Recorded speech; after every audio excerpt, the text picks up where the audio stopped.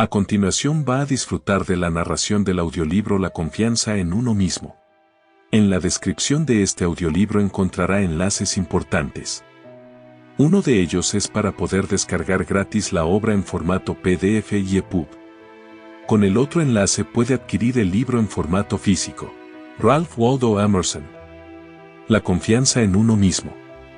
El hombre es su propia estrella, y el alma que sea capaz de engendrar un hombre honesto y perfecto gobernará sobre toda la luz, toda la influencia, todo el destino.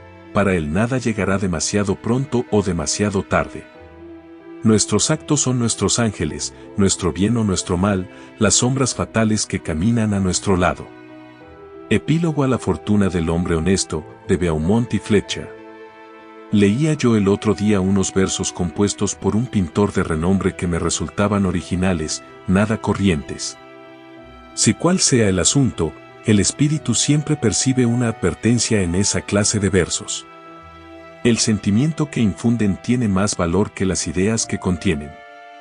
En eso consiste el genio, en creer en tu propio pensamiento, creer que lo que es verdadero para ti en tu corazón lo es también para los demás. Otórgale voz a la convicción que late en tu interior y ésta adquirirá un significado universal, pues lo íntimo, con el tiempo, se transforma en lo general, y nuestro primer pensamiento volverá a nosotros con las trompetas del día del juicio. Por muy familiar que le sea la voz de la mente a cada uno de ellos, el gran mérito que concedemos a Moisés, Platón y Milton consiste en que todos ellos reducen a la nada libros y tradiciones enteras, y escriben no lo que piensan los hombres sino lo que piensan ellos mismos. La persona debe aprender a detectar y a atender ese destello de luz que cruza el interior de su mente en lugar de admirar el lustre del firmamento con sus bardos y sabios. Sin embargo, el hombre rechaza su propio pensamiento sin dudarlo, y lo rechaza porque proviene de sí mismo. En cada obra del genio reconocemos los pensamientos que hemos descartado, vuelven a nosotros con una cierta majestuosidad ajena. Esta es la lección que nos enseñan y a ese grandes obras de arte. Nos muestran cómo obedecer a nuestra impresión natural, y siempre con una inflexibilidad jovial, en aquellos momentos en que se nos llama desde la otra orilla. Si no es así, mañana alguien dirá con gran sentido común lo que nosotros pensábamos y sentíamos desde siempre, y por ello nos veremos obligados, no sin vergüenza, a adoptar de otro lo que era ya opinión nuestra. En la educación de todo individuo hay un momento en que éste llega a la convicción de que la envidia es ignorancia, que la imitación es un suicidio y que, para bien o para mal, debe tomarse a sí mismo como vara de medir. Llega un punto en que, por muy rebosante que esté la tierra de bondad, no obtiene un solo cereal si no es aplicando sus herramientas a la porción de suelo que se le ha encomendado sembrar. El poder que entonces surge en él es algo nuevo dentro de la naturaleza, él es el único que sabe qué puede hacer, aunque no estará seguro hasta que lo haya intentado. No en vano ciertos rostros, personajes o hechos le dejan una profunda huella mientras que otros le resultan indiferentes.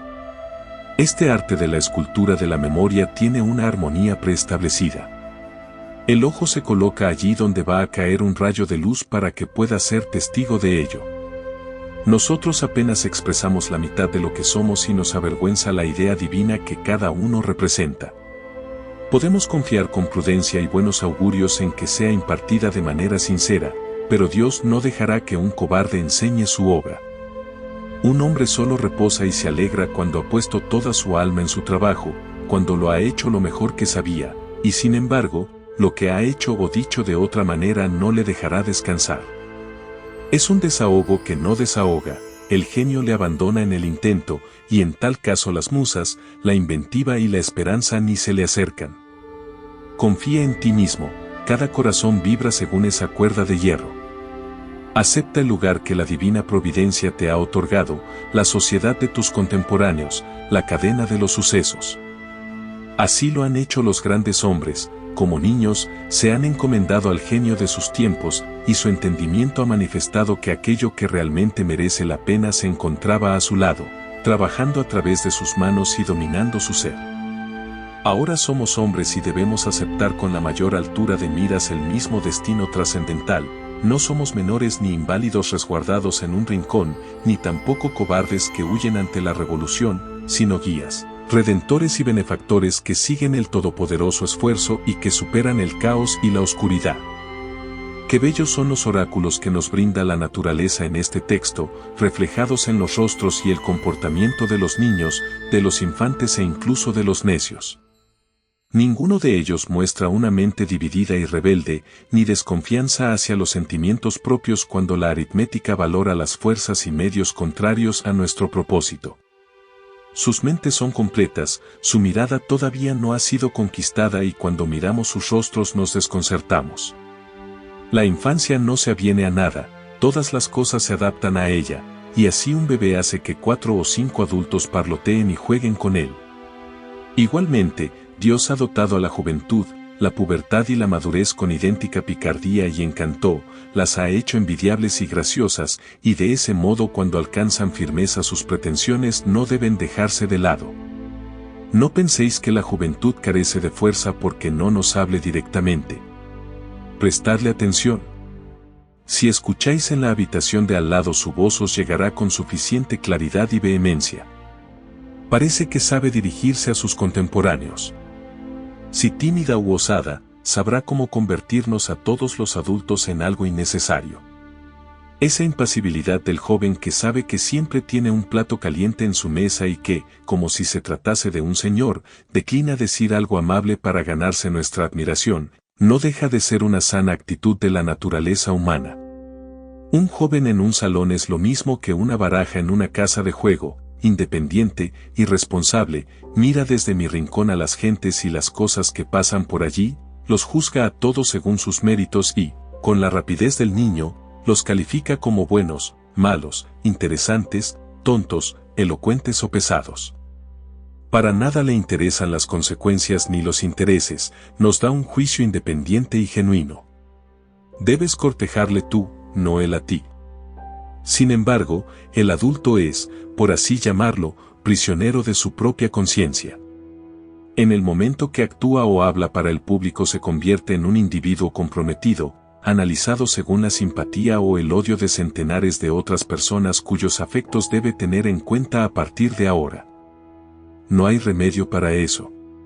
Ojalá pudiese regresar a la neutralidad. Quien pueda dejar atrás las promesas y, después de haber tenido la perspectiva anterior, pueda mirar de nuevo desde una inocencia sin afectos, prejuicios ni sobornos, ese debe ser un coloso. Dará su opinión acerca de todos los asuntos pasajeros, los cuales, al aparecer no como algo personal sino necesario, se clavarán como dardos en el corazón del ser humano y le atemorizarán. Hay voces que podemos oír en soledad, pero que se desvanecen en cuanto ponemos un pie en el mundo. En todas partes la sociedad se convierte en una conspiración contra la individualidad de cada uno de sus miembros. No es más que una sociedad anónima en la que, para asegurar mejor el pan de cada accionista, sus integrantes se ponen de acuerdo para quitar la libertad y la cultura a los comensales. La virtud más solicitada es la conformidad, la confianza en uno mismo es su antagonista. Esa sociedad no valora las realidades ni los creadores, sino los nombres y las costumbres. Aquel que quiera ser un hombre habrá de ser un inconformista. Quien desee ganarse las palmas inmortales no debe detenerse ante el nombre de la bondad, sino que debe explotar si de verdad eso es bondad. Al final, nada hay más sagrado que la integridad de tu propia inteligencia. Si te absuelves de ti mismo, entonces tendrás el apoyo del mundo entero. Recuerdo que una vez, siendo yo joven, tenía que dar respuesta a un estimado tutor que no paraba de importunarme con las viejas doctrinas de la Iglesia. Cuando le pregunté qué tengo que hacer con las tradiciones sagradas si vivo enteramente desde mi interior, mi compañero sugirió que esos impulsos pueden venir de lo más bajo, no de lo más alto. Yo le contesté, no creo que así sea, pero si soy hijo del diablo, entonces viviré de él. No hay ley que pueda ser más sagrada que la de mi propia naturaleza. El bien y el mal no son más que conceptos que fácilmente transferimos a esto o aquello, pero lo único bueno es lo que prolonga mi naturaleza, y lo único malo es lo que va contra ella. Un ser humano debe estar al lado de sí mismo ante cualquier oposición, como si todas las cosas fuesen inmateriales y efímeras excepto él. Me avergüenza pensar con qué facilidad capitulamos ante las banderas y las palabras, ante grupos numerosos e instituciones muertas. Cada individuo decente y persuasivo me afecta y me conmueve más que aquello que resulta correcto. Yo mismo debería caminar erguido y con energía, y debería decir la verdad sin importar las circunstancias. ¿Debemos permitir que la malicia y la vanidad se disfracen de filantropía?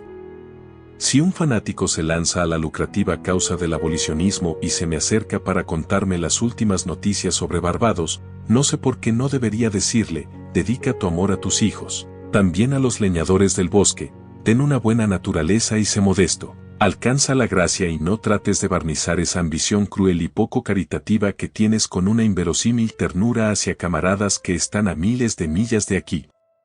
El amor por lo lejano es un insulto hacia tu país. Semejante recibimiento sería sin duda áspero y descarnado, pero la verdad es más bella que el cariño fingido. Vuestra bondad ha de tener espinas, o de lo contrario no será nada. La doctrina del odio debe invocarse como contrapunto a la doctrina del amor cuando ésta consiste en quejidos y lloriqueos. Cuando el genio llama mi nombre, dejo de lado a mis padres, a mi mujer y a mis hijos. Podría escribir la palabra capricho en el dintel de la puerta, aunque espero que haya algo más que capricho en esto, pero no podemos gastar todo el día en dar explicaciones. Yo no os diré el motivo por el que busco o evito tener compañía. Igualmente, no me digáis vosotros, como hizo hoy mismo un buen hombre, que es mi obligación mejorar la situación de todos los pobres. ¿Acaso son mis pobres? Yo le digo al filántropo estúpido que solo a regañadientes puedo darle $1 o 1 centavo a aquellos que me pertenecen tan poco como yo les pertenezco a ellos. Si existe una clase de personas a las que me vendo por afinidad espiritual. Si fuese necesario, iría a la cárcel por ellas. Sin embargo, y aunque confieso no sin sonrojo que en ocasiones cedo y doy $1 para esa extraña caridad popular vuestra, para la educación que dais en esas universidades de bobos, para lugares de encuentro que ahora mismo no sirven para nada, para dar limosnas a los necios y a millares de casas de auxilio, es cierto que se trata de $1 envenenado que las más de las veces tengo la integridad de ahorrarme. Según la apreciación popular, las virtudes son más una excepción que una regla. Ahí va un hombre con virtudes. Las personas llevan a cabo lo que se llama una buena acción, ya sea un acto de coraje o de caridad, de la misma manera que pagan una multa por no haber aparecido en la exhibición diaria.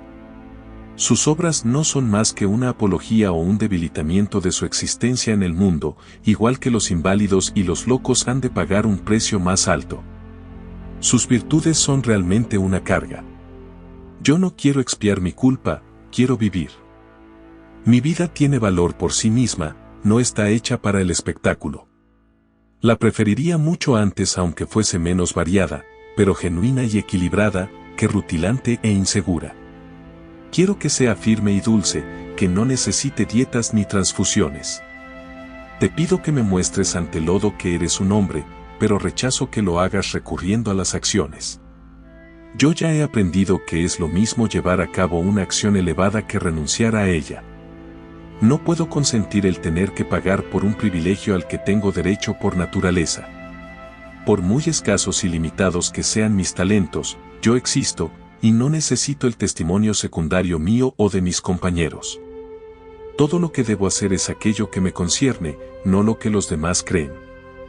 Esta regla, que resulta tan dura en la existencia real como en la vida intelectual, funciona como distinción entre la grandeza y la mezquindad. Y más dura resultará cuando os topéis con quienes dicen saber mejor que tú cuál es tu obligación.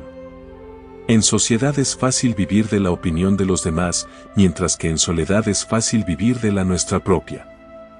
No obstante, un gran hombre es aquel que cuando está en medio de la multitud sabe salvaguardar la independencia de la soledad con perfecta gracia. La objeción principal a someterse a costumbres que ya os parecen muertas es que dispersan vuestras fuerzas. Os hacen malgastar el tiempo y difuminan la huella de vuestro carácter. Si sustentas a una iglesia muerta, o cooperas con una sociedad basada en una Biblia muerta, o votas por un gran partido, ya sea a favor o en contra del gobierno, o pones tu mesa como lo haría una mera sirvienta, Entonces me resultará difícil descubrir qué clase de persona eres bajo tantas máscaras. Además, obviamente, toda esa fuerza se resta de tu vida auténtica. Si, por el contrario, haces tu trabajo, sabré reconocerte. Haz tu trabajo y te reforzarás a ti mismo. La persona ha de saber que la conformidad es el juego de la gallinita ciega. Si conozco a qué secta perteneces, conozco tus argumentos de antemano. Cuando oigo a un predicador anunciar que el tema de su sermón será la conveniencia de una de las instituciones de su iglesia, inmediatamente sé que no va a decir ni una sola palabra nueva y espontánea. Estoy convencido de que a pesar de su mucha palabrería acerca de la necesidad de examinar los fundamentos de la institución, ni él mismo va a hacerlo. Sé que se ha prometido a sí mismo mirar solo hacia una parte, aquella que le está permitida no como hombre sino como pastor. No es más que un fiscal reprimido. Y la arrogancia del púlpito es la peor hipocresía.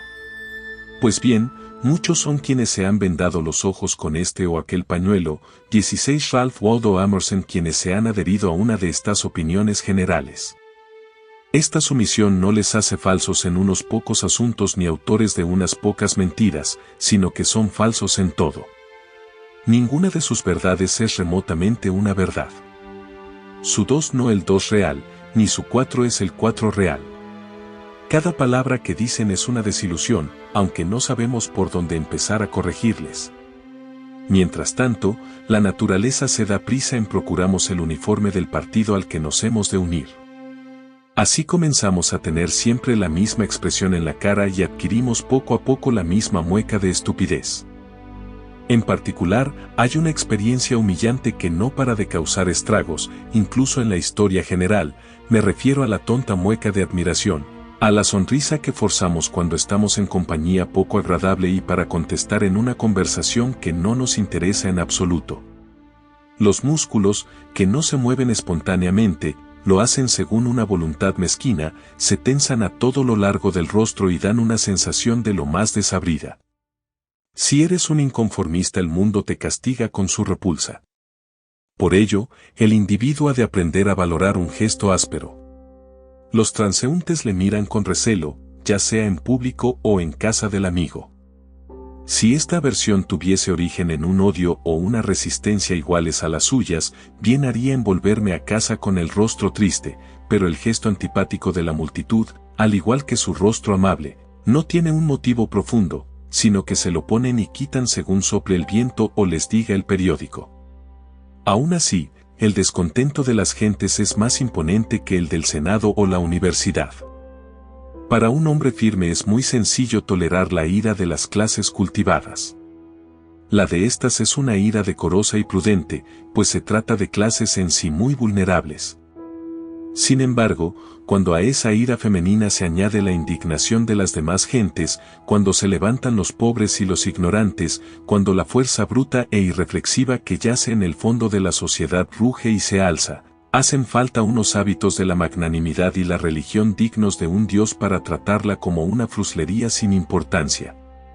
El otro temor que nos hace huir de la confianza en nosotros mismos es nuestra coherencia, esto es, el respeto hacia los actos y palabras del pasado. Los ojos ajenos no tienen más datos para valorar nuestra trayectoria que los hechos pasados, y somos reacios a defraudarlos. A pesar de todo, ¿por qué deberíamos mantener la cabeza sobre los hombros? ¿Cómo arrancar este cadáver de la memoria sin contradecir algo que dijiste en este o aquel lugar? Imagínate que te contradices, ¿qué pasa entonces? Una de las reglas de la sabiduría parece ser el no guiarse solamente por la memoria, ni siquiera en actos de pura memoria, sino juzgar el pasado a través del millar de ojos del presente y vivir siempre un día nuevo. En tu metafísica has privado de personalidad a la deidad, y sin embargo, cuando surjan los sentimientos devotos en el alma, dótales de alma y vida aunque tengas que disfrazar la figura de Dios con colores y formas. Abandona tu teoría igual que José dejó su capa sobre la adúltera, y márchate. El duende de las mentes simples es la incoherencia, la misma que adoran los políticos, filósofos y clérigos más pobres. Si un espíritu grande posee consistencia, ya no le resta nada más por hacer. puede dedicarse por entero a sí mismo y a su sombra. Di lo que piensas hoy con palabras austeras, y de la misma manera mañana di lo que piensas aunque contradiga lo que has dicho hoy, así te asegurarás de que todos te malinterpreten. ¿Es por ello tan malo que le malentiendan a uno? Incomprendidos fueron Pitágoras, Sócrates, Jesús, Lutero, Copérnico, Galileo, Newton y todos los demás espíritus puros y sabios que se han encamado en el mundo. Ser grande consiste en ser incomprendido. Supongo que nadie puede violar su propia naturaleza. Todas las efusiones de su voluntad están cercadas por la ley de mi ser, del mismo modo que los salientes de los Andes y el Himalaya resultan insignificantes en la curva general del globo. Tampoco importa demasiado cómo calibras o pones a prueba al individuo. Una personalidad es como unas siglas o como un verso palíndromo, significa lo mismo ya lo leas hacia adelante o hacia atrás. En esta existencia deliciosa y retirada que Dios me ha concedido me permito ir anotando mis humildes pensamientos día tras día sin mirar hacia adelante o hacia atrás, y no me cabe duda de que todos ellos son simétricos aunque yo ni los vea ni los quiera así. Mi obra ha de tener el aroma de los pinos y el zumbido de los insectos. Las golondrinas que sobrevuelan mi tejado deben enganchar en mi propia red los hilos o pajitas que llevan en el pico. Pasamos por aquello que somos. El carácter educa por encima de la voluntad. El ser humano piensa que puede comunicar sus virtudes o sus vicios solamente mediante acciones abiertas y es incapaz de darse cuenta de que la virtud y el vicio en todo momento respiran por sí solos. Siempre habrá acuerdo acerca de cualquier variedad de acciones cuando éstas sean honestas y naturales en su momento. Es así porque de una sola voluntad emanan acciones en armonía, por muy distintas que parezcan entre sí. Sus diferencias se pierden al mirarlas desde cierta distancia, desde una forma de pensar más alta una sola tendencia las une a todas. Los mejores barcos navegan en una línea en zigzag producto de 1000 virajes, pero si se mira desde la distancia, la línea se endereza. Una acción genuina vuestra no solo se explicará a sí misma, sino también a las demás de su clase. Por el contrario, vuestra conformidad no explica nada. Actuad de manera individual y todo lo que hayáis hecho de ese modo os justificará. La grandeza llama al futuro. Si hoy puedo ser lo suficientemente fuerte para actuar correctamente y burlarme de las miradas de los otros, es porque ya lo debo haber hecho en el pasado y así puedo defenderme. Sea como fuere, actúa bien en este momento. Si desechas las apariencias podrás hacerlo. La fuerza del carácter es acumulativa. Los días virtuosos del pasado obran su fuerza en el presente. ¿De qué, si no, se compone la majestuosidad de los héroes del Senado y de la campaña que tanta imaginación ha colmado? La conciencia de tener detrás de sí todo un tren de días memorables y de victorias, días que arrojan una luz uniforme sobre aquel que viene a actuar después y al cual vigila una escolta de ángeles. Eso es precisamente lo que enciende el trueno en la voz de Chatham, lo que otorga dignidad al porte de Washington y lo que hace que América se refleje en los ojos de Adams. El honor nos resulta venerable porque no es efímero, es siempre una virtud antigua. Hoy lo reverenciamos porque no pertenece al presente. Le tenemos afecto y le rendimos homenaje porque no constituye una trampa para nuestro amor y nuestra ofrenda, sino que depende de la persona, se deriva de ella, y por eso pertenece a una casta vetusta e inmaculada, incluso cuando se muestra en una persona joven. Espero que nuestros días pronuncien las últimas palabras sobre la conformidad y la coherencia. A partir de aquí, dejad toda esa palabrería para las revistas y la mofa. En lugar de oír el gong de la comida, percibamos el silbido de un flautín espartano. No hagamos reverencia ni pidamos perdón nunca más. Si hoy viene un gran hombre a comer a mi casa, no quiero agradarle yo, sino que quiero que él desee agradarme.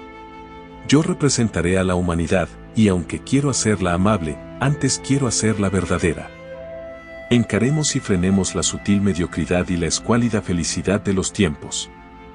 Lancémosle a la cara a las modas, al comercio y a los oficios el hecho incontestable de la historia, que allí donde trabaja cada ser humano hay un pensador y actor noble y responsable, que el hombre verdadero no pertenece a ningún otro lugar ni época, sino que es el centro de las cosas. Allí donde está él, está la naturaleza. Nos valora a nosotros, a todos los hombres y todos los hechos. De ordinario, cada individuo de IA sociedad nos recuerda a algo o a alguien. La personalidad y la realidad no evocan nada en absoluto, pues toman el lugar de la creación misma. El ser humano ha de tener tal magnitud que convierta las circunstancias en algo irrelevante. Cada hombre auténtico es una causa, una nación y una era, precisa de un espacio, de números y tiempo infinitos para conseguir su propósito, de tal modo que la posteridad parecerá seguir sus pasos como una retahíla de clientes. Nace alguien llamado César y durante siglos tenemos el Imperio Romano. Nace Cristo y millones de almas crecen y se aferran a su genio de tal manera que se le llega a confundir con la virtud misma y con el potencial de la humanidad. Una institución es la sombra alargada de un individuo, la vida monacal es del eremita Antonio, la Reforma, de Lutero, el cuaquerismo, de Fox, el metodismo, de Wesley, el abolicionismo, de Clarkson. El propio Milton se refería a Escipión como la cumbre de Roma. Toda la historia se despliega a partir de la biografía de unas pocas figuras sólidas y austeras. Dejad entonces que el individuo encuentre su propia valía y así mantendrá todas las cosas bajo su dominio. No le permitáis que espíe o robe, ni tampoco que ande de un sitio a otro escondiéndose como si fuese un mendigo, un bastardo o un intruso, en un mundo que existe para él. Sin embargo, el hombre de la calle, que no encuentra en su interior un valor que se corresponda con la fuerza necesaria para construir una torre o esculpir un dios de mármol, se siente como un desheredado cuando mira obras semejantes. Para él, un palacio, una estatua o un libro caro tienen un aire lejano y prohibido, como si fuese un carruaje muy vistoso que parece decirle, ¿y tú quién eres? Muy al contrario, son todas cosas suyas, reclaman su atención y piden que sus facultades se muestren y tomen posesión de ellas. El cuadro aguarda mi veredicto, no tiene control sobre mí, sino que soy yo quien ha de decidir si merece el elogio.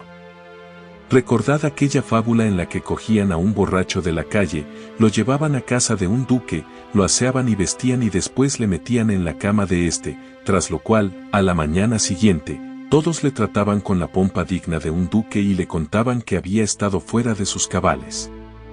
Pues bien, esta historia debe su fama al hecho de que simboliza a la perfección el estado del ser humano, que en el mundo actual no es sino un borracho que de vez en cuando se despierta, hace uso de su razón y se da cuenta de que en verdad es un príncipe. Nuestras lecturas son pobres y aduladoras. En lo que atañe a la historia, nuestra propia imaginación nos engaña.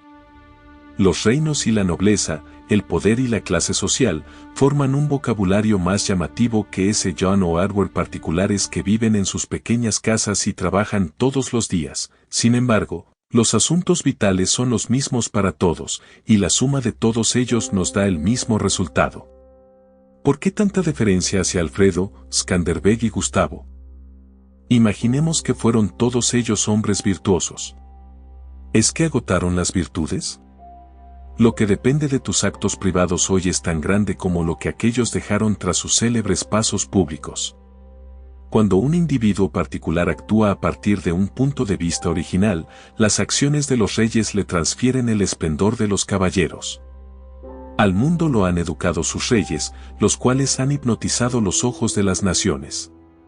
Un símbolo de tal calibre nos ha enseñado la reverencia mutua que el hombre ha de tener con los demás hombres. Esa lealtad gozosa con la que individuos de todo el mundo han soportado que sus monarcas, nobles o propietarios se guiasen según sus leyes particulares, que para juzgar a los hombres y las cosas tuviesen una escala distinta, que no pagasen sus privilegios con dinero sino con honor y que se creyesen representantes de la ley, constituye el jeroglífico mediante el cual han tenido oscura conciencia de sus derechos y su gallardía, lo cual es atributo de todos los hombres. El atractivo que ejerce toda acción original se explica cuando preguntamos acerca del motivo de la confianza en uno mismo. ¿Quién confía? ¿Sobre qué sujeto primigenio puede fundamentarse una confianza universal?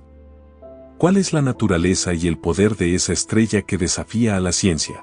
Ese astro sin paralelo ni elementos mensurables que arroja unas de belleza incluso sobre acciones impuras y triviales siempre que aparece el más mínimo rastro de independencia.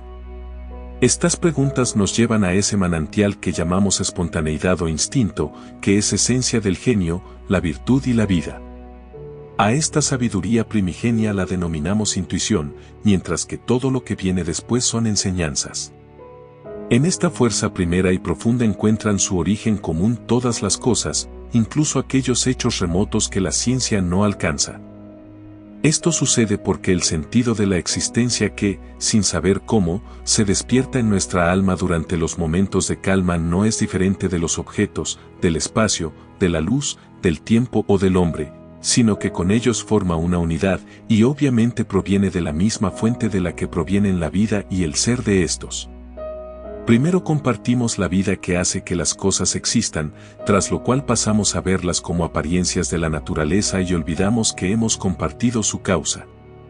Ahí yace la fuente de la acción y del pensamiento. Son esos los pulmones de la inspiración que dota al individuo de conocimiento y que no puede ser negada sin hacer gala de impiedad y ateísmo. Nos hallamos en el regazo de una inteligencia inconmensurable que nos hace receptores de su verdad y de sus medios de acción. Cuando discernimos la justicia o la verdad no lo hacemos por nosotros mismos, sino que estamos dejando paso a sus rayos de luz. Si nos preguntamos de dónde procede, si tratamos de fisgonear en el espíritu que la origina, toda la filosofía resultará errónea. Todo lo que podemos asegurar es su presencia o su ausencia. Cada persona distingue los actos voluntarios de su mente de sus percepciones involuntarias y sabe que debe tener una fe inquebrantable en las segundas. Podrá equivocarse en su expresión, pero sabe que éstas son de tal manera y no admiten discusión, como el día y la noche. Mis acciones voluntarias y mis hallazgos son pasajeros, por el contrario, es el sueño más espontáneo, la emoción más simple y vaga quienes guían mi curiosidad y mi respeto. La gente atolondrada es la que contradice con la misma facilidad sus percepciones y sus opiniones, pues no distinguen entre ambas. Se imaginan que soy yo quien elige percibir esto o aquello. Antes bien, la percepción no es caprichosa, sino obligatoria. Si yo veo un rasgo distintivo, después también mi hijo lo verá, y, con el paso del tiempo, lo hará la humanidad entera, a pesar de que nadie lo haya visto antes que yo. Mi percepción es un hecho tanto como lo es el sol. Las relaciones entre el alma y el espíritu divino son tan puras que constituye una profanación el tratar de interponer entre ellas ayuda de especie alguna. Cuando Dios se dirige a nosotros debe comunicarse, debe decir no una cosa sino todas, debe llenar el mundo con su voz, y debe esparcir la luz, la naturaleza, el tiempo y las almas desde el corazón del pensamiento actual, para así dar al mundo un tiempo y una creación nuevas. Allí donde hay una mente simple que recibe la sabiduría divina, los asuntos viejos se desvanecen, caen medios, maestros, textos y templos. Allí vive el ahora, y absorbe el pasado y el futuro en el momento actual. Todas las cosas que se relacionan con ella, sean de la naturaleza que sean, se tornan sagradas. La causa de las cosas disuelve a estas, y los milagros particulares desaparecen en un milagro universal. Así pues, nunca creáis a aquel que dice conocer a Dios y hablar con Él, pues te remonta al vocabulario de alguna vieja nación, a otro mundo. ¿O es que la bellota es mejor que el roble, si este es la consumación de aquella? ¿Es el padre mejor que el hijo al que ha legado su ser ya maduro? ¿Por qué, pues, tanta idolatría hacia el pasado? Los siglos no hacen sino conspirar contra la sensatez y la autoridad del espíritu. El tiempo y el espacio no son más que matices de color creados por el ojo, mientras que el alma es la luz. Donde llega ésta, se abre el día, donde deja de estar, llegó la noche. Y en todo ello la historia no es más que una impertinencia y un agravio, y eso admitiendo que es algo más que una jubilosa apología o una parábola de mi ser y mi devenir. El hombre es tímido y no cesa de pedir disculpas. Ya no camina erguido, ni se atreve a decir yo pienso o yo soy, sino que se limita a citar a algún santo o erudito. Siente vergüenza ante una brizna de hierba o una rosa en flor. Estas rosas que brotan bajo mi ventana no hacen referencia a otras anteriores ni mejores, son las que son, existen con Dios en este día. Para ellas no existe el tiempo. Solo está la rosa, que es perfecta en cada instante de su existencia. Antes de que florezca un capullo, su vida al completo entra en acción, en la flor ya no hay nada más, mientras que en la raíz desnuda yace todo. En todo momento su naturaleza queda satisfecha, al igual que ella satisface a la naturaleza. Sin embargo, el hombre no hace más que posponer o recordar. No vive en el presente, bien sus ojos sienten nostalgia del pasado, bien anda de puntillas tratando de adivinar el futuro e ignorando las riquezas que le rodean. No puede ser dichoso ni fuerte hasta que viva con la naturaleza en el presente, más allá del tiempo. Esto debería haber quedado ya suficientemente claro. No obstante, podemos ver cuántos intelectos poderosos no se atreven a escuchar a Dios si no es a través de la palabrería de un David, un Jeremías o un Pablo.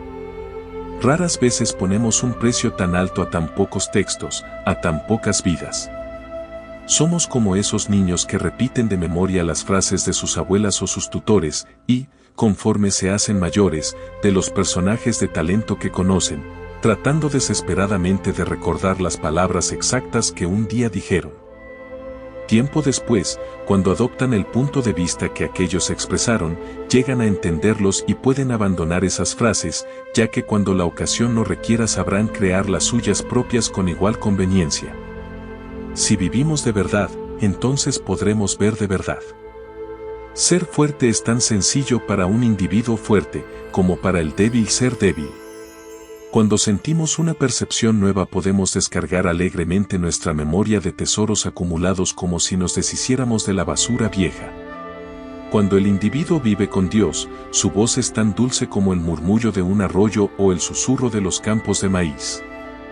Por ahora, la verdad más alta sobre este asunto todavía no se ha dicho, y probablemente no puede decirse, pues todo lo que hablamos no es más que un recuerdo lejano de lo intuido.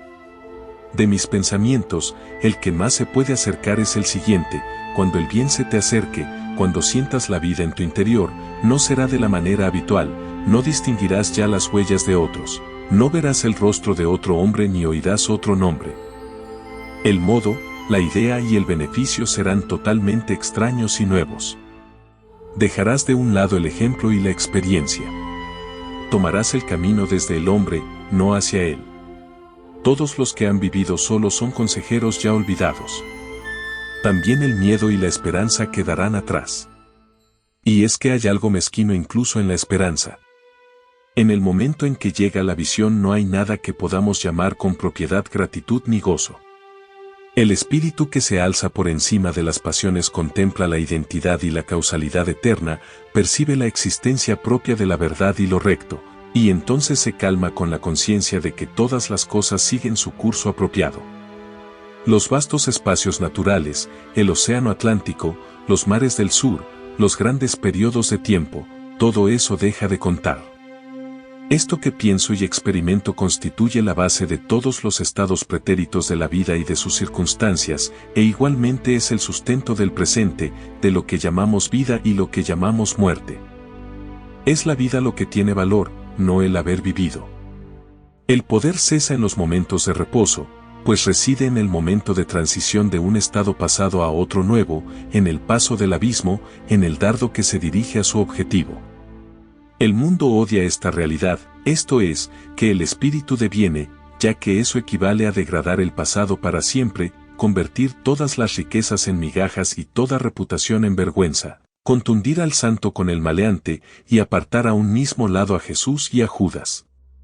Si es así, ¿por qué hablamos tanto sobre la confianza en uno mismo? Donde quiera que esté presente el alma habrá un poder no satisfecho, sino activo. Opinar sobre la confianza es solo una manera pobre y externa de hablar. Es preferible hablar de aquello que confía, aquello que obra y que es. Quien posee mayor grado de obediencia que yo me domina, aunque no levante un dedo. A su alrededor me muevo gracias a la gravitación de los espíritus. Cuando hablamos de una virtud eminente nos la imaginamos como algo retórico. Todavía no hemos sido capaces de advertir que la virtud significa altura, que por las leyes de la naturaleza un hombre o una compañía de hombres, maleables y permeables a los principios, deben conquistar y gobernar sobre todas las ciudades, las naciones, los reyes, los millonarios y los poetas que carecen de esa naturaleza. He aquí el hecho último al que rápidamente llegamos en este asunto, como en todos los demás, la resolución de todo en el siempre sagrado uno. La existencia en sí misma es el tributo de la causa suprema, de tal modo que la medida del bien se establece según el grado en que ésta penetra en las formas inferiores. Las cosas son reales en función de la virtud que contienen. El comercio, el matrimonio, la caza de animales o de ballenas, la guerra, la elocuencia, la influencia que Tino ejerce, todos ellos son algo, y merecen mi respeto como ejemplos de la presencia y la acción impura de aquella. Puedo ver cómo en la naturaleza esa misma ley obra su influencia sobre la conservación y el desarrollo. En la naturaleza el poder es la medida esencial de lo correcto. Ella no permite en su reino nada que no se ayude a sí mismo. La creación y desarrollo de un planeta, su posición y órbita, el árbol torcido que se recupera del huracán o los recursos vitales de todo animal y vegetal son ejemplos de un espíritu autosuficiente y seguro de sí mismo. De este modo, todo se concentra. No seamos vagabundos y sentémonos en el hogar con la causa. Deslumbremos y confundamos a esa chusma de hombres y libros intrusos declarando con naturalidad el hecho divino. Obliguemos a los invasores a que se quiten los zapatos, pues Dios habita en esta casa. Dejemos que sea nuestra sencillez quien los juzgue, que sea la obediencia a nuestra propia ley quien revele la mísera naturaleza y fortuna de nuestros adinerados ciudadanos. Con todo, todavía somos una muchedumbre. El hombre no siente temor hacia sí mismo, ni a su genio se le aconseja que se quede en casa, que se ponga en contacto con el océano interior. Al contrario, se marcha al extranjero para mendigar un vaso de agua de las fuentes de otros. Debemos caminar solos. Prefiero sentir el silencio que inunda la iglesia antes del servicio por encima de cualquier oración. ¡Qué lejanas! Qué serenas y castas parecen las personas rodeadas por un recinto o santuario. Sentémonos nosotros siempre. ¿Por qué deberíamos asumir los errores del amigo, la esposa, el padre o el hijo? ¿Es porque nos sentamos alrededor del mismo fuego o porque se dice que por nuestras venas corre la misma sangre? Todos los hombres tienen mi sangre, y yo tengo la de ellos, y no por eso voy a adoptar su misma postura ridícula y petulante, pues incluso llego hasta el punto de sentir vergüenza ajena. Vuestra soledad no debe ser mecánica sino espiritual, es decir, debe ser una elevación. Hay ocasiones en que se diría que el mundo parece confabularse para importunarnos con minucias cargadas de pompa. Amigos, clientes, niños, enfermedades, temores, necesidades, caridad, todos llaman a la puerta de tu refugio y te gritan: sal con nosotros. Tú has de mantener tu condición y no mezclarte con sus desórdenes. El poder que tienen los hombres para molestarme se lo he concedido yo con una débil curiosidad. Nadie se me puede acercar si no es a través de mis actos. Tenemos aquello que amamos, pero el deseo nos hace despojamos del amor. Si no podemos alcanzar inmediatamente la santidad de la obediencia y la fe, al menos resistamos ante la tentación. Entremos en estado de guerra, levantemos a Thor y Woden, el coraje y la constancia, en nuestras almas sajonas. En tiempos tan tímidos como los de hoy, eso se consigue diciendo la verdad. Reprimid toda hospitalidad y afecto falsos. No viváis esperando a esas gentes frustradas y frustrantes con las que conversáis. Decidles, oh padre, oh madre, oh esposa, oh hermano, oh amigo. Hasta ahora he vivido contigo por las apariencias. A partir de hoy, pertenezco a la verdad. Debéis saber que desde este momento no obedezco otra ahí y que no sea la eterna. En mí no encontraréis promesas, sino cercanía. Me esforzaré por alimentar a mis progenitores, por mantener a mi familia y por ser digno marido para mi esposa. Pero estos vínculos he de consumarlos de un modo nuevo y nunca antes visto. Os hablo desde vuestras propias costumbres, pero debo ser yo mismo. Ya no puedo dividirme por vosotros, ni puedo exigiros a vosotros tal cosa. Si podéis amarme por lo que soy, entonces todos seremos felices. Si no podéis, buscaré merecer que lo hagáis.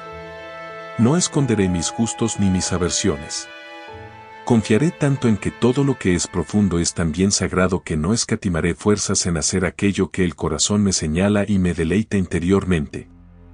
Si eres de carácter noble, te amaré; si no lo eres, ni tú ni yo nos ofenderemos con cumplidos hipócritas. Si eres auténtico de un modo distinto al mío, sé fiel a tus compañeros que yo me buscaré los míos. No hago nada de esto con fines egoístas, sino con humildad y honradez.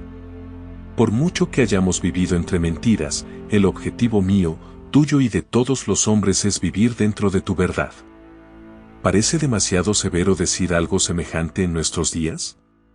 Pronto llegaréis a amar aquello que dicta nuestra naturaleza. Si seguimos los pasos de la verdad, ella nos rescatará sanos y salvos. No obstante, así causarás daño a esos tus amigos. Así es, mas no puedo vender mi libertad y mi poder para proteger su sensibilidad. Además, todo el mundo tiene momentos de lucidez en los que giran sus ojos hacia la región de la verdad absoluta, entonces me defenderán y obrarán como yo lo hago. El pueblo piensa que tu rechazo a los principios populares equivale a rechazar cualquier principio, esto es, que equivale al antinomianismo, de modo que hasta el sibarita más imprudente utilizará el nombre de la filosofía para disfrazar sus crímenes. Sin embargo, la ley de la conciencia permanece. Hay dos clases de confesionarios a los que podemos acudir para pedir la absolución. Puedes cumplir con tu obligación confesando de manera directa o de manera refleja. Piensa si has cuidado tus relaciones con tu padre, tu madre, tu primo, tu vecino, con tu ciudad, tu gato y tu perro. Comprueba si alguno de ellos puede reprenderte. Por mi parte, yo puedo dejar a un lado este principio reflejo y absolverme a mí mismo. Tengo mis propias reivindicaciones dignas y mi círculo perfecto, y este no considera obligaciones las muchas exigencias que pasan por tales. Sin embargo, si soy capaz de descargarme de deudas podré arreglármelas sin el código popular. Si alguien cree que esta ley es demasiado relajada, que trate de cumplirla durante un solo día. La confianza en uno mismo 29 en verdad muestra rasgos divinos. Quien es capaz de rechazar los argumentos habituales de la humanidad para aventurarse a confiar en sí mismo como dueño de sus acciones. Su corazón tiene que ser elevado, su voluntad fiel y su vista limpia para que de veras pueda erigirse en doctrina, sociedad y ley para sí mismo, pues el propósito más simple es para él tan fuerte como la necesidad imperiosa lo es para otros. Si alguien tiene en cuenta estos aspectos referentes a lo que llamamos sociedad, comprobará cuán necesaria resulta esta ética. Diríase que le han arrancado la fibra y el corazón al hombre, y por eso se ha transformado en un quejica temeroso y abatido. Tenemos miedo a la verdad, a la fortuna, a la muerte y a cada uno de nosotros mismos. Nuestra era no produce individuos extraordinarios y perfectos. Queremos hombres y mujeres que renueven la vida y nuestra situación social, pero vemos que la mayoría de las figuras son poco solventes, que no pueden satisfacer ni sus propias necesidades, que su ambición excede con mucho su fuerza práctica y que continuamente se inclinan para suplicar. Nuestra vida doméstica es digna de un mendigo, ni siquiera hemos elegido nuestras artes, nuestras actividades, nuestros matrimonios o nuestra religión, sino que la sociedad lo ha hecho en nuestro lugar. Somos soldados de salón. Rehuimos la difícil batalla del destino, que es donde nace la fuerza. Si nuestros jóvenes fracasan en sus primeras labores, perderán la esperanza. Si un joven mercante falla, le dicen que está arruinado. Si, transcurrido un año de haberse graduado, el mejor de nuestros cerebros universitarios no consigue que le metan en una oficina de los alrededores de Boston o Nueva York, tanto a él como a sus amigos les parecerá bien justificado que éste se desmoralice y se queje durante el resto de sus días. Cualquier muchacho de New Hampshire o Vermont con suficiente empuje como para acometer todas las profesiones, para crear un equipo, labrar o vender de puerta en puerta, para mantener una escuela, dar sermones, editar un periódico, ir al Congreso, 30 Ralph Waldo Emerson comprar terrenos públicos, etc., vale tanto como un centenar de esas marionetas de ciudad. Él sí camina hombro con sus tiempos y no siente vergüenza por no estudiar una profesión, ya que no demora su vida, sino que la vive en el momento. No tiene una oportunidad, sino cientos. Deja que un estoico explique los recursos del individuo y les diga a los hombres que no son sauces llorones, sino que pueden y deben ser independientes. Que ejercitando la confianza en uno mismo surgirán poderes nuevos, que un hombre es el mundo encarnado, nacido para sanar a los pueblos, que debería avergonzarse de nuestra compasión, y que en el momento que actúa por sí mismo y arroja por la ventana las leyes, los libros, el fanatismo y las costumbres, entonces dejamos de tenerle lástima y pasamos a darle las gracias y a reverenciarle. Ese maestro restaurará el esplendor que corresponde a la vida del hombre y hará que toda la historia admire su nombre. No resulta difícil comprobar que una firme confianza en uno mismo ha de provocar una revolución en todas las funciones y vínculos del individuo, en su religión, su educación, sus ambiciones, su modo de vida, sus alianzas, sus propiedades y sus reflexiones. 1. ¿A qué oraciones se entregan los hombres? Eso que llaman oficio sagrado tiene poco de valiente y de varonil. La oración mira hacia afuera y reclama que una virtud ajena aporte un complemento también ajeno, y para ello se pierde en un embrollo infinito acerca de lo natural y lo sobrenatural, lo meditativo y lo milagroso. Un rezo que implora una comodidad particular, cualquier cosa que no sea el bien universal, está corrompido. La oración es la mirada sobre los hechos vitales desde el punto de vista más alto. Es el soliloquio de un espíritu contemplativo y jubiloso. Es el espíritu de un Dios que aprueba su propia obra. Sin embargo, cuando la plegaria tiene como objetivo un fin privado se transforma en una mezquindad y un robo, ya que supone una dualidad, y no una unidad, en la naturaleza y en la conciencia. En cuanto el individuo se une a Dios deja de mendigar. En ese la confianza en uno mismo 31 momento es capaz de ver una oración en todas las acciones.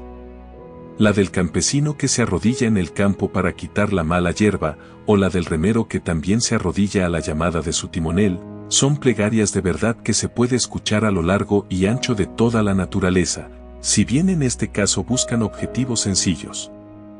En la obra Bonduca de Fletcher, cuando al personaje de Catarach le advierten que debe conocer los pensamientos del dios Ándate, responde, su significado oculto yace en nuestros esfuerzos, nuestros valores son los mejores dioses. Nuestros lamentos son otro tipo de plegarias falsas. El descontento es la carencia de confianza en uno mismo, una enfermedad de la voluntad. Lamentad las calamidades si con ello podéis ayudar a quien las sufre, si no es así, aplicaos a vuestra tarea y con ello comenzará a repararse el mal. Nuestra compasión es tan mezquina como el lamento. Acudimos a quienes lloran por tonterías, nos sentamos a su lado y lloramos para acompañarlos, en lugar de mostrarles la verdad y la salud con descargas eléctricas que les pongan de nuevo en comunicación con su propio sentido común. El secreto de la fortuna está en la alegría de nuestras manos. Dioses y hombres dan la bienvenida a todo aquel que se ayuda a sí mismo. Para él todas las puertas están abiertas, todas las voces le saludan, todos los honores le coronan y todas las miradas le siguen con deseo. A él va nuestro amor y lo abraza, precisamente porque no lo necesita. Le tocamos y recibimos con ansia y precaución porque decidió seguir su camino e ignorar nuestras críticas. Los dioses le aman porque los hombres le odian. Los benditos inmortales, decía Zoroastro, socorren a aquel que persevera. Al igual que las oraciones de los hombres son una enfermedad de la voluntad, los credos lo son del intelecto. Dicen lo mismo que 32 Ralph Waldo Emerson aquellos bobos israelitas, que no sea Dios quien nos hable, que si no moriremos. Habla tú, o que hable cualquiera de los nuestros, y le obedeceremos. No hay lugar donde no me resulte imposible encontrar a Dios en mi hermano, pues éste ha cerrado ya las puertas de su propio templo y se limita a recitar las fábulas del Dios de su hermano, o del Dios del hermano de su hermano. Una mente nueva es una nueva clasificación. Si esta mente posee una actividad y una fuerza fuera de lo común, ya sea un Locke, Lavoisier, Hutton, Betamo Fourier, impondrá su clasificación a los demás, y de ahí nacerá un nuevo sistema. La satisfacción del discípulo es proporcional a la profundidad del pensamiento y a la cantidad de objetos que éste toca y deja al alcance de aquel. Esto se puede comprobar fácilmente en los dogmas y en las iglesias, que también son clasificaciones de un espíritu poderoso al actuar sobre las ideas básicas del deber y de la relación entre el hombre y el Altísimo. Tal sucede con el calvinismo, el cuaquerismo o los seguidores de Swedenborg. El creyente lo somete todo a la nueva terminología y por ello experimenta el mismo placer que siente esa niña que aprende botánica mientras ve un campo nuevo con nuevas plantas. Durante un cierto tiempo, el discípulo creerá que su inteligencia ha aumentado gracias al estudio de la mente de su maestro. Sin embargo, las mentes simples idolatran las clasificaciones, las hacen pasar por fines en sí mismos y no por instrumentos provisionales, de tal modo que los muros del sistema y los del universo se les mezclan allá en el horizonte. Creen que los astros cuelgan del arco que construyó su maestro. No pueden entender por qué vosotros, seres extraños, deberíais tener derecho a mirar, ni siquiera entienden que vosotros también sabéis mirar. Deben habérselas ingeniado para robarnos la luz. No se dan cuenta de que la luz, azarosa e indómita, penetrará en todas las casas, incluso en las suyas. Dejadles que graznen y crean que les pertenece. Si son honrados y actúan correctamente, pronto su nuevo redil se quedará estrecho y bajo, crujirá y se ladeará, se pudrirá y desaparecerá, y esa luz inmortal, renovada y alegre, brillando con millones de esferas y colores, resplandecerá sobre el universo como si se tratase de la primera mañana. 2. La falta de una cultura propia hace que la superstición de viajar, cuyos ídolos son Italia, Inglaterra y Egipto, fascine a todos los americanos cultos. Quienes convirtieron a Inglaterra, Italia o Grecia en objetos de veneración para la imaginación lo hicieron quedándose donde estaban, como si fuesen el eje de la tierra. En las horas de empuje sentimos que el deber es nuestro sitio. El alma no es un viajero. El hombre sabio se queda en casa, y cuando las necesidades o el deber le llaman a salir de ella o a viajar a tierras extrañas, su semblante dice a los hombres que viene como misionero del conocimiento y de la virtud, y por ello visita ciudades y gentes en calidad de rey, no como intruso o como ayuda de cámara. No voy a poner objeciones a la navegación alrededor del globo mientras ésta sirva a los propósitos del arte, del estudio y de la benevolencia, pues con ella primero se puede adiestrar al individuo, o conseguir que no se marche al extranjero con la esperanza de hallar algo más grande que lo que ya conoce. Quien viaja por pasatiempo o para conseguir lo que no tiene se aleja de sí mismo y, por muy joven que sea, envejece entre objetos viejos. Sea en Tebas o en Palmira, su voluntad y su mente se hacen viejas y se dilapidan tanto como las ciudades mismas. Lleva ruinas a las ruinas. Viajar es el paraíso de los ingenuos. Nuestros primeros viajes sirven para descubrir cuán poco diferentes son los lugares. En mi propia casa puedo soñar que me embriaga la belleza de Nápoles y Roma, y gracias a eso me abandona la tristeza. Hago las maletas, me despido de los amigos, me embarco y amanezco en Nápoles, pero no he dejado atrás la cruda realidad. Junto a mí está el mismo sujeto triste e intranquilo del que pretendía huir. Busco el Vaticano y los palacios. Intento que me embelecen sus vistas y evocaciones, pero no es así. Mi coloso va donde quiera que voy yo. 3. Con todo, el furor por los viajes es síntoma de una debilidad mayor que afecta a toda la actividad intelectual. El intelecto es un vagabundo, pero es nuestro sistema educativo quien estimula la impaciencia. Nuestra mente viaja mientras nuestros cuerpos han de permanecer en casa. Nos conformamos con imitar, pero ¿qué es la imitación sino el viaje de la mente?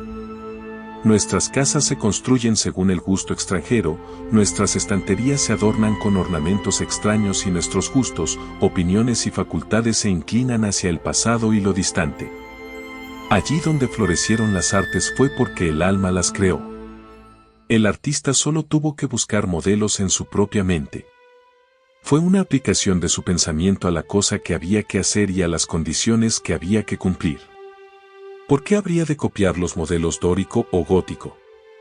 La belleza, la proporción, la grandeza de pensamiento y la expresión austera nos resultan tan cercanas a nosotros como a cualquiera. Y si el artista americano estudia con confianza y devoción qué es lo que tiene que hacer y tiene en cuenta el clima, la tierra, la duración del día, las necesidades de la gente, los hábitos y formas del gobierno, entonces será capaz de crear un hogar en que quepan todos ellos, y de paso satisfará el gusto y los sentimientos. Insiste en ti mismo, no imites jamás. En todo momento puedes presentar tu talento con la fuerza acumulada que otorga la labor de una vida. Por el contrario, el talento que se adopta de otro solo se posee de manera extemporánea e incompleta. Solo el hacedor puede decir lo que uno sabe hacer mejor. Nadie sabe qué es hasta que él se lo muestre. Si no, ¿dónde está el maestro que pudo enseñar a Shakespeare? ¿Y el de Franklin, Washington, Bacon o Newton? Todo gran hombre es único. El escipionismo de Escipión es precisamente la parte de la que no podemos apropiarnos. Shakespeare nunca emergerá del estudio de sus obras. Haz aquello que se te ha asignado y no podrás esperar ni arriesgarte demasiado. En este momento te aguarda una frase tan valiente y sublime como el escoplo de Fidias, la espátula de los egipcios o la pluma de Moisés o Dante, aunque distinta de todas ellas. No parece probable que un espíritu tan fértil y elocuente y con tantas voces distintas se digne a repetirte las cosas. Sin embargo, si puedes oír a estos patriarcas podrás responderles con el mismo tono de voz, pues el oído y la lengua son dos órganos de una misma naturaleza. Habita en las regiones sencillas y nobles de tu vida, obedece a tu corazón y llegarás a reproducir de nuevo el antemundo. 4. Si nuestra religión, nuestra educación y nuestro arte dirigen la mirada al extranjero, lo mismo ocurre con el espíritu de nuestra sociedad. Todos los hombres alardean de haber contribuido al progreso de la sociedad y sin embargo el hombre no ha progresado nada. La sociedad no progresa nunca. Cuando avanza por un lado es para retroceder por otro. Está en continua transformación, es bárbara, civilizada, cristiana, opulenta o científica, pero estos cambios no constituyen una mejora. Por cada cosa que se nos concede tenemos que entregar algo. La sociedad se enriquece con artes nuevas a costa de perder instintos antiguos. Qué contraste entre, por una parte, el americano bien vestido que lee, escribe y piensa y lleva en su bolsillo un reloj, un lápiz y una letra de cambio, y, por otra, el nativo desnudo de Nueva Zelanda cuyas posesiones se reducen a un garrote, una lanza, una esterilla y un rincón en la choza común para pasar la noche. No obstante, si comparáis guía salud de ambos veréis que el hombre blanco ha perdido su vigor primitivo. Si es cierto lo que dicen los viajeros, golpead con un hacha a un salvaje y observaréis que sus heridas se cierran en 1 o 2 días, como si hubieseis descargado sobre una resina blanda, mientras que un golpe semejante llevará al hombre blanco directamente a la tumba. El hombre civilizado construye carruajes, pero ha abandonado el uso de los pies. Podrá apoyarse en las muletas, pero ha perdido la potencia de los músculos. Lleva un precioso reloj suizo, pero ha olvidado cómo averiguar la hora valiéndose del sol. Podrá encontrar información fiable en su almanaque náutico de Greenwich, pero el hombre de la calle desconoce las estrellas del cielo. No contempla el solsticio, y del equinoccio apenas sabe nada. El radiante calendario del año no tiene indicador en su mente, su agenda debilita su memoria, las bibliotecas son una carga para su ingenio, las casas de seguros hacen que aumente el número de accidentes. Y cabe preguntarse si la tecnología no nos estorba demasiado, si con el refinamiento no habremos perdido fuerza, y también algo del empuje de la virtud natural por culpa de un cristianismo atrincherado en sus formas e instituciones. Y es que cada estoico era un estoico, pero, ¿en la cristiandad dónde está el cristiano? No hay desviación mayor en la ley moral que la que afecta a la altura o el volumen. Hoy día los hombres no son más grandes que los de antes. Puede observarse una extraña igualdad entre los hombres ilustres de la antigüedad y los de ahora. Ni toda la ciencia, ni el arte, ni la religión ni la filosofía del siglo XIX sirven para educar hombres más grandes que los héroes que creó Plutarco 23 o 24 siglos atrás. La casta no progresa con el tiempo. Foción, Sócrates, Anaxágoras y Diógenes fueron personajes de gran estatura, pero no hemos heredado de ellos ninguna clase social. A aquel que pertenece a su clase no se le suele llamar por el nombre de aquellos, sino que tiene el suyo propio y es a su vez fundador de su propia institución. Las artes y los inventos de cada época constituyen el ropaje de las mismas, mas no fortalecen al individuo. Quizá el daño que causan las máquinas perfeccionadas compensará sus bienes. Hudson y Bering consiguieron tantas cosas con sus barcos de pesca que asombraron a Peary y a Franklin, cuyo equipamiento ya había agotado los recursos de la ciencia y el arte. Galileo solo necesitó unos simples anteojos para descubrir una serie de fenómenos celestes más soberbios que cualesquiera que se hayan visto después. Colón encontró el Nuevo Mundo navegando en una carabela.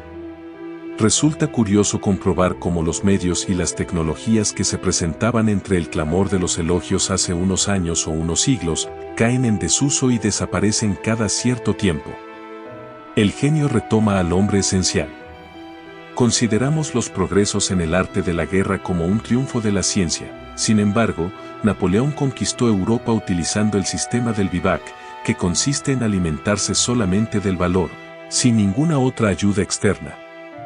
Según las casas, el emperador mantenía que resultaba imposible formar un ejército perfecto si a los soldados no se les quitan las armas, los almacenes, los comisarios y los vehículos y, al modo romano, se les entrega una ración de trigo para que lo trituren en sus manos y se hagan ellos mismos su pan. La sociedad es una ola. La ola avanza, pero el agua de la que está compuesta no. La misma partícula no se eleva desde el valle hasta la cresta. Su unidad es solo una apariencia. Las personas que forman hoy una nación morirán el año que viene y se llevarán con ellos sus experiencias. Así, la confianza en la propiedad, incluyendo la confianza en los gobiernos que la protegen, también denota falta de confianza en uno mismo. Hace tanto tiempo que los hombres han apartado la mirada de sí mismos y de las cosas que han llegado a contemplar las instituciones religiosas, cultas y civiles como defensores de la propiedad, y desprecian toda crítica hacia aquellas porque creen que son ataques a esta. Miden el valor de las personas por lo que poseen, no por quienes son. A pesar de ello, el nuevo respeto por la naturaleza propia hace que el hombre culto sienta vergüenza de sus posesiones. Sobre todo odia lo que tiene si considera que es accidental, que le ha llegado por herencia, por donación o mediante un delito. Entonces siente que eso no es poseer, que nada le pertenece, que sus bienes no tienen vínculos con su ser, sino que simplemente los conserva porque no hay ladrón ni revolución que se los arrebate. Pero la naturaleza del hombre consiste en adquirir constantemente, y lo que adquiere es una propiedad viva que no está expuesta a los legisladores. Las multitudes, las revoluciones, el fuego, la tormenta o las bancarrotas, sino que está en constante renovación allí donde respira el ser humano. Tu parte de la vida, decía el califa Alí, va siempre detrás de ti, así que deja de andar buscándola. Nuestra dependencia respecto de estos bienes ajenos nos conduce a un respeto servil por los números. Los partidos políticos celebran asambleas populosas. A medida que aumenta la concurrencia, los millares de ojos y brazos nuevos que saludan a cada nueva agrupación, la delegación de Essex. Los demócratas de New Hampshire. Los liberales de Maine, permiten que el joven patriota se sienta más fuerte que antes. Igualmente, los reformistas convocan asambleas donde se vota y se toman decisiones por aclamación. Amigos míos, Dios no se acercará y habitará en vosotros por medios semejantes. En el momento en que un hombre deja de lado todo el apoyo externo es cuando le veo fuerte y predominante. Cada vez que tiene que recurrir a su estandarte se hace más débil. ¿Acaso un individuo no es mejor que una ciudad? No le pidas nada al hombre, pues en un mundo en eterno cambio es tu columna firme la que debe aparecer como sustento de todo aquello que te rodea. Aquel que sabe que el poder es innato, que entiende que la debilidad proviene de buscar la bondad fuera de sí mismo y, sabiéndolo, se lanza a su propio pensamiento, es quien puede caminar erguido. gobernar sus extremidades y obrar milagros, igual que quien camina apoyándose en los pies es más estable que quien lo hace sobre la cabeza, así pues, utilizad aquello que llamamos fortuna. Muchos son quienes juegan con ella y lo ganan todo o lo pierden todo, depende de la rueda. Pero tú has de entender que tales ganancias son ilícitas y debes desenvolverte en la causa y el efecto, que son los dignatarios de Dios. Trabaja y adquiere dentro de la voluntad, así retendrás la rueda de la fortuna y no tendrás que temer sus giros. Una victoria política, una subida de los alquileres, la recuperación tras una enfermedad o el regreso del amigo ausente son hechos que nos colman de alegría, y con buena lógica piensas que tras ellos han de venir días propicios. No te lo creas. Nada que no seas tú puede darte paz. Nada que no sea el triunfo de los principios. En la descripción de este video tienes información importante. Si te ha gustado este contenido te agradezco que dejes un me gusta y compartas el video. Te dejo una lista de reproducción con más videos motivadores que te ayudarán a seguir creciendo. No olvides suscribirte para formar parte de esta comunidad. Un saludo y nos vemos en la cima. Hasta pronto.